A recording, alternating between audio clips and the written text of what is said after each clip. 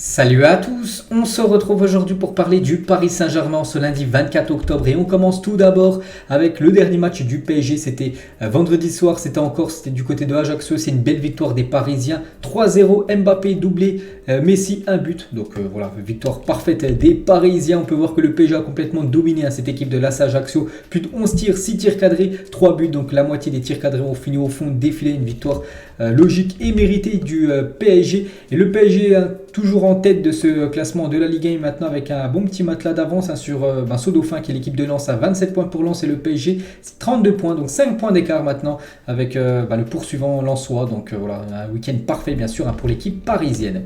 Et le PSG les gars, 26 c'est quoi ce nombre? Donc le PSG ça fait 26 matchs d'affilée qui n'ont pas goûté à la défaite, donc c'est 19 victoires, 7 matchs nuls, donc en gros c'est le troisième record, troisième plus belle série on va dire de l'histoire du PSG, n'ayant connu que 2 fois une plus longue série d'invincibilité dans son histoire, dont 37 entre août 93 et avril 94 et 36 entre mars et décembre 2013 sous Laurent Blanc. Donc là c'est 26 matchs d'affilée sans perdre, donc en espérant bien sûr que le PSG puisse battre par exemple son record de 37 matchs d'affilée sans perdre courant de la saison.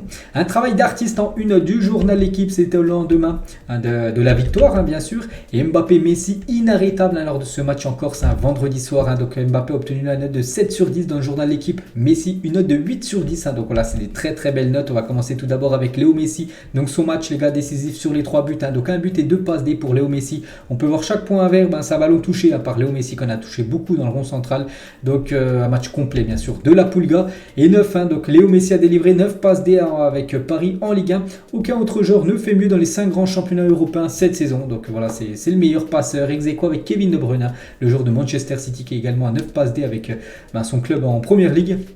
Donc voilà, félicitations bien sûr à Léo Messi, et on peut rajouter aussi 6 buts, donc voilà 6 buts, 9 passes D, donc l'Argentin est impliqué dans 15 buts en 11 matchs depuis le début de la saison, lui qui avait beaucoup de mal la saison dernière, cette saison niveau chiffres, Léo Messi les gars répond présent, et avec 19 passes décisives, donc Léo Messi est le meilleur passeur dans les grands championnats européens en 2022, donc là on prend en compte jusqu'à janvier, depuis le début 1er janvier, donc c'est déjà sa 19e passe décisive qu'il a délivrée vendredi soir, donc c'est le top, personne ne fait mieux actuellement en Europe, et 23 passes décisives en 49 matchs avec le PSG pour Léo Messi, donc depuis son arrivée, voilà c'est 23 passes décisives pour le joueur argentin, et on rajoute aussi 20 buts de Lionel Messi au PSG en 49 matchs, donc en gros 20 buts et 23 passes D en 49 matchs depuis son arrivée du côté de la capitale française, c'était il y a plus d'un an. Et nombre de buts de Léo Messi en Ligue 1, donc pour 11 matchs joués cette saison, je dis c'est déjà 6 buts, et la saison dernière 6 buts en 26 matchs, donc voilà, on peut voir bien sûr qu'il a passé un cap du côté de Paris, Léo Messi, qui est bien plus performant que la saison dernière. Et Galtier en conférence de presse sur Messi, les gens viennent voir Léo Messi au stade, c'est le meilleur joueur de l'histoire du football, il aime jouer avec les autres, il a cette qualité de vouloir jouer pour les autres, il est très altruiste, il a été magnifique sur le deuxième but, voilà ce but qu'on va parler tout à l'heure où il a dribblé le gardien adverse, voilà c'est celui-là tout simplement, où au lieu de tenter le petit piqué au-dessus du gardien, il a préféré le dribbler ce gardien, puis après il n'y a plus personne dans les cages, puis il a pu pousser tranquillement le ballon au fond des filets. Il a réussi beaucoup de dribbles les gars, Léo Messi lors de cette rencontre, donc record de dribbles réussi sur un seul match par championnat cette saison, c'est Léo Messi le record, lors du match contre Ajaccio il a réussi 10 dribbles, donc il devance tous ces autres joueurs qui ont réalisé le plus de dribbles lors d'une rencontre en championnat cette saison. Et toujours avec Messi les gars, donc il était partout, il était buteur, il était passeur D, il était aussi en mode pause, pour prendre des selfies avec des supporters qui sont rentrés quand même sur la pelouse pour prendre des selfies avec la Pulga.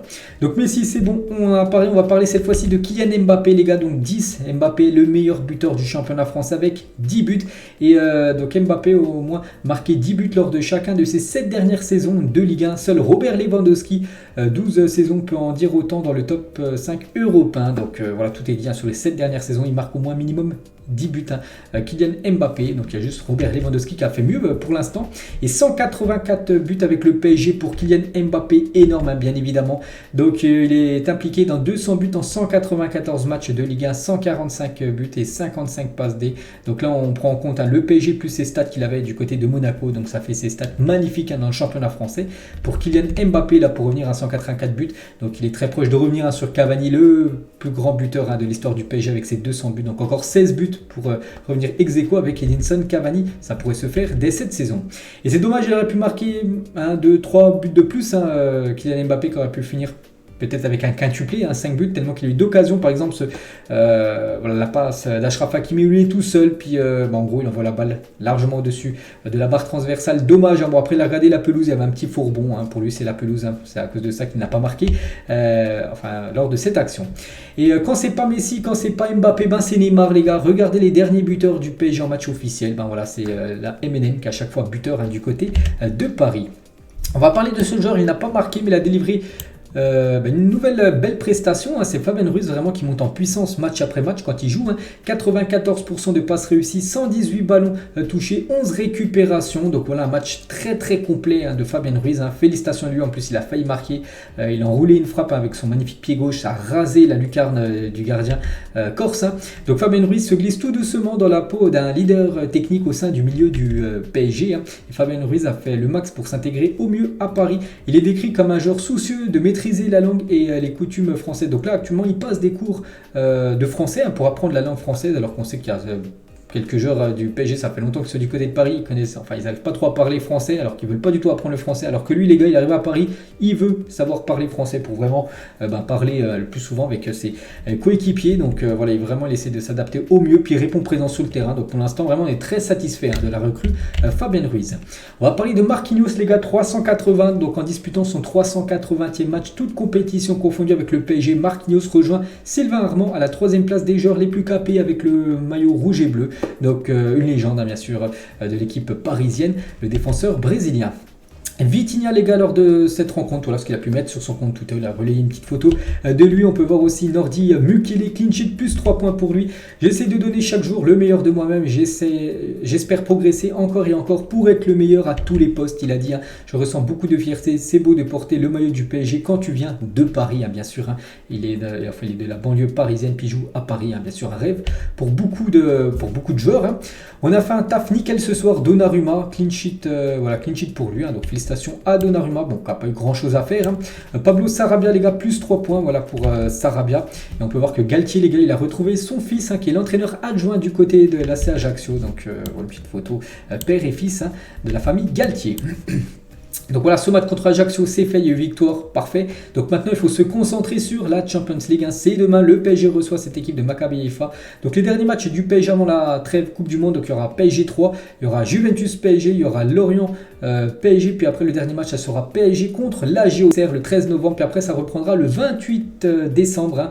Il y aura quand même un match avant la fin de l'année, ça sera le PSG qui recevra l'équipe de Strasbourg. Puis après le 1er janvier, les gars, le 1er janvier, bon c'est marqué 15h, ça sera pas cet horaire-là, l'horaire sera changé, ça sera un déplacement du côté de Lens. N'oublie pas que Lens est actuellement le dauphin du PSG. Donc concernant ce match de Ligue des Champions, PSG contre Maccabi Haïfa, donc victoire obligatoire demain des Parisiens. Vraiment là, il faut prendre les 3 points. Le dernier match en Ligue des Champions à domicile, ça a été un match nul contre le Benfica. Demain, pas le choix, c'est le dernier. Hein, donc il faut prendre les 3 points pour déjà se qualifier officiellement. Si demain il y a victoire, voilà, le PSG sera sûr d'être en 8e et surtout essayer de valider hein, cette première place. Hein, parce qu'après, il y aura un déplacement à Turin, hein, je vous ai dit, qui sera très compliqué, alors que le Benfica, elle, jouera contre le Maccabi Haïfa. Donc le mieux pour le PSG, donc demain, ça sera une victoire du Paris Saint-Germain, que la Juventus batte l'équipe du Benfica.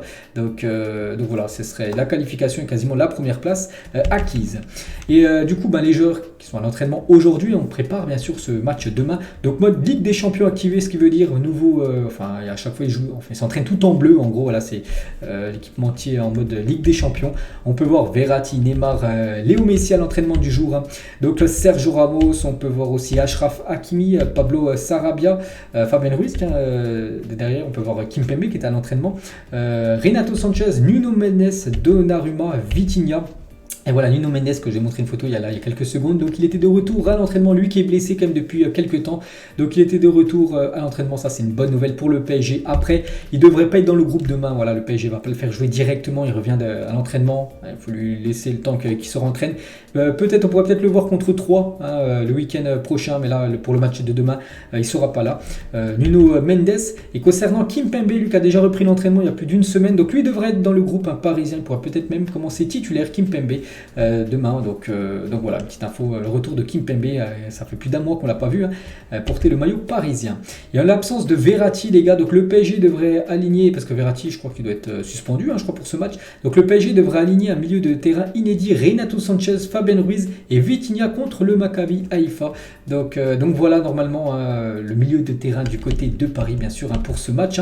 Et les matchs nuls non maîtrisés contre Benfica ont accéléré le raisonnement du staff de changer de système. C'est fini le 3-4-3. Donc maintenant, le nouveau système du PSG, c'est le 4-3-3, tout simplement, avec les 3 devant. Et sur le Twitter, un média parisien, donc avec le retour de Kimpembe et Sergio Ramos, vous voyez le PSG jouer contre Maccabi Haïfa en 4-3-1-2 ou en 3-4-1-2. Donc voilà, la première compo, bien sûr, en début de saison. Donc il y en a beaucoup maintenant qui veulent, bien sûr, cette compo avec 4 défenseurs, 3 milieux de terrain et les 3 devant. Bon, c'est marqué 1-2, voilà, c'est un numéro 10, c'est les 2 attaquants qui sont souvent Messi et Kylian Mbappé. Donc, il y en a beaucoup, bien sûr, qui veulent ce schéma-là.